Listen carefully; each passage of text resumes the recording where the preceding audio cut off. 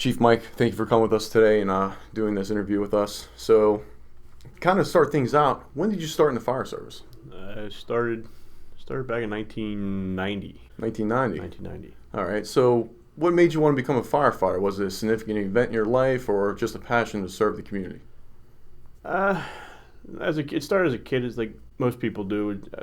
The fascination with the trucks as a kid, the lights and the sirens. As I got older, it was more of my stepfather became a volunteer fireman, and he did it for a few years. So he got to spend more time at the station, and got to know what it was about. And then that whole wanting to help people started to kick in. And when I was old enough, I decided to join myself. All right, so were you like a junior firefighter coming up, or did you start when you turned 18 or so? I actually started when I was 17, and so I guess it was technically a junior. And then by the time I finished the fundamentals class, I was 18. 18, okay, nice. So where were you a firefighter at? You said you started in 1990, so can you give us a little bit of a timeline of where you started at until now? Started in Marshall's Creek up in Monroe County, the Poconos. I was there for 3 years, and then I moved down to this area when I joined Springtown in 1993, and I was a member there for 14 years. Wow. And then I took a little bit of a break, and I joined here about 6 years ago. All right, cool. So this is a volunteer activity for you. You are a chief here, but what's your career outside the fire service? What do you do for a full-time job or for your living? Paramedic, so I'm kind of sticking along the lines of the emergency services, helping people. So I kind of do it on the fire side and as a paramedic as well. All right, awesome. So you say you're a paramedic, you're also the chief, but so what kind of schooling did you take to get to this point in your life? Did you go to college for this? Did you do outside courses? Fire side is over the 27 years or so, probably thousands of hours of training, and it continues because the fire service is ever evolving, and so we constantly train every year, and weekly here at the station. As far as paramedic goes, you have to become an EMT first, and after you do that, get some experience as an EMT, you then get the opportunity to take the paramedic class. There's a test to get into that even, and then once you're accepted, then that's a year-long process with 1,000 hours of precepting time on the street with another paramedic, and hospital clinical time in the different areas of the hospital. And then you have your class time, which is 2 nights a week and a weekend. Oh, man. So it's a pretty big commitment then. You have no life for a year. Well, we appreciate that then. So where else have you held officer positions at? Springtown. I was a lieutenant down there for 9 of the 14 years. I was also a doubled kind of as a safety officer as well. Safety officer? Okay.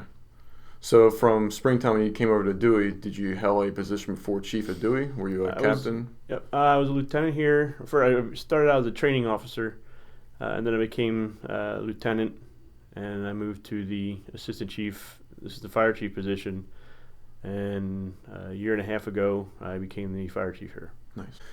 So between being a paramedic and being in fire service, how do you stay physically fit? Do you do a regiment? Do you do any kind of weightlifting or cardio on the side? I used to go to gym, and then between work, family, and the firehouse, that time kind of went away. So I do like work as a paramedic, lifting patients, carrying them down 3 flights of stairs, lifting them on the litter up the into the truck. Here at the firehouse, we do training once a week, and we do a lot of air management and kind of like actually cardio, wearing all our packs, breathing air, controlling our breathing. So we try to kind of stay conditioned that way. And of course, when you're working, you try to eat as healthy as possible. When you're on the go, you're shoving a hamburger or something in your face. It's not the healthiest thing, but we do try to eat as healthy as we possibly can. Gotcha. All right, good. The next question I want to ask is, You talk about you spent all this time within a year trying to become a paramedic. You're a chief of fire service now, and you're working 2 paramedic jobs, I believe you said before. So, what's your work-life balance look like? So you're trying to support a family. So just can you comment on that?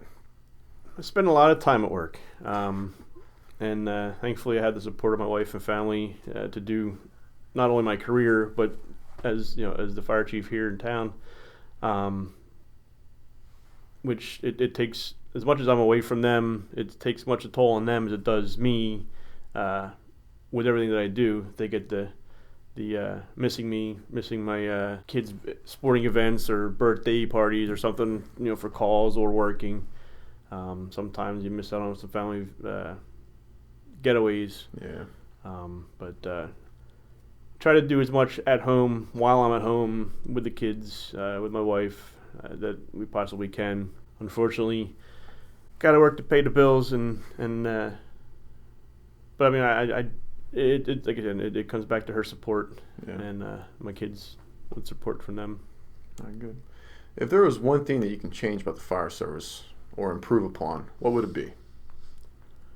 Firefighter safety, I think, is for firefighting. Even for paramedics nowadays, you see it in the news all the time. The violence against first responders, the police, EMS, fire. Today's a completely different society than it was 20 years ago. And I think the overall safety, just in that aspect, is I'd love to be able to change that. On the fire side, obviously the newer fabricated homes, they burn faster, causing more of an issue nowadays as far as firefighter safety on an interior fire attack. Again, if I could change anything, it would be make this job or career safer. Gotcha. All right. So kind of commenting on that, what's the one thing that keeps you up at night?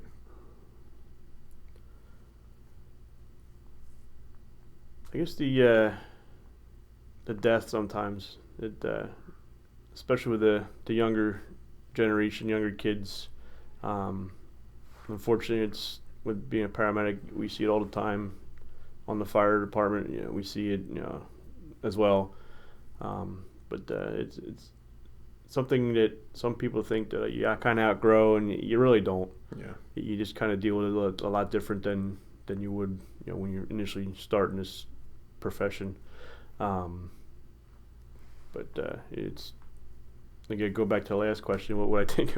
What could I change about the firefighting and being a paramedic? Is if we can take away the death, I think the job would be very rewarding. Yeah, agreed on that. So, the Dewey Fire Company's motto is "Neighbors helping neighbors." Can you describe a time when you saw this in action, whether it be with the fire service or the community itself coming together? We do community community day in the park every year. Last year we did a obstacle course for the kids, and it went over pretty big. A few years ago, there was a little girl that had been diagnosed with a cancer, and they had to go to St. Louis for her treatments. So us as a group, and again, it kind of falls back on your conditioning question, they were doing the Biggest Loser. A bunch of them were doing Biggest Loser as far as weight goes. And they put money into a pot, and at the end of that period, we met with the little girl, we brought her in, and we gave the family, I believe it was over $700 from our pockets to help fund her traveling expenses and stuff. We have crews go to the sporting events, the football games and stuff. And we're big with supporting that. They support us, so we have to show that we support them as well. Agreed. That's good. So the last question that we have for you today is, what advice would you give somebody looking to join the fire service, whether it be a volunteer organization or as a career fireman? Do it for the right reason. Don't do it for the glory of being in the position or in the spotlight, on a big scene. You got to do it because you want to help somebody, to give back to your community. That's what it's all about, is just helping others and giving back to your community. As far as career, I strongly suggest joining your local fire department as a junior firefighter, learning what the service is about before you decide you want to go be a career firefighter. There's testing involved in that as well. And a lot of the career firefighters today started in the volunteer service, so I think that, again, do it for the right reasons and do it to give back to your community. Well, Chief, we really appreciate you spending time with us today and talking about your time in the fire service. Thanks for having me. All right, thank you.